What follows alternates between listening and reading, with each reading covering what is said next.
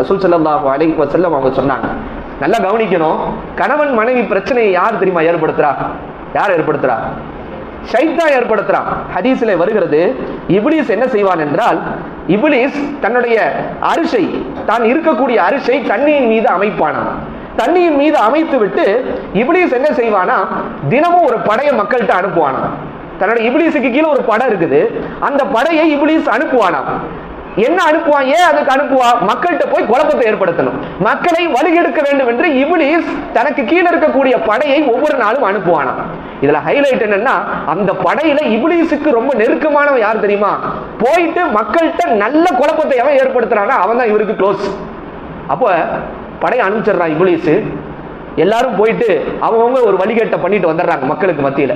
வந்து அந்த இப்லீஸுடைய படை இப்லீஸ் சொல்லுது, நான் இதை செஞ்சுட்டேன், நான் இதை செஞ்சுட்டேன். ஒவ்வொருத்தரா கெத்தா சொல்றாங்க. அப்ப ஒவ்வொருத்தரும் சொல்றேன், இதெல்லாம் ஒரு மேட்டர் இல்ல இப்லீஸ், இதெல்லாம் ஒரு மேட்டர் இல்ல, இதெல்லாம் ஒரு மேட்டர் இல்லன்னு சொல்லிட்டே போறான்.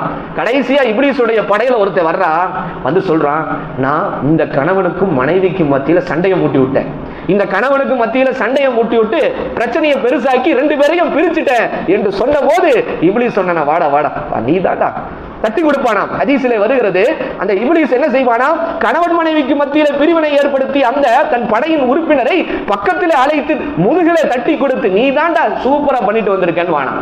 யோசிக்க வேண்டும், கணவன் மனைவிக்கு மத்தியிலே சண்டை போடுகிறவர்கள் யோசிக்க வேண்டும், நீங்கள் சண்டை போடவில்லை, உங்களுக்கு நடுவிலே உங்களுக்கே தெரியாமல் ஷைத்தான் வந்து உங்களை சண்டையில ஏற்படுத்தி உங்களை பிரிப்பதற்கு வழிவகை செய்து விட்டான். அல்லாஹ் தஆலா நம்ம குடும்பங்களிலே ஷைத்தானுடைய இந்த சூழ்ச்சியை விட்டு அல்லாஹ் பாதுகாப்பானாக.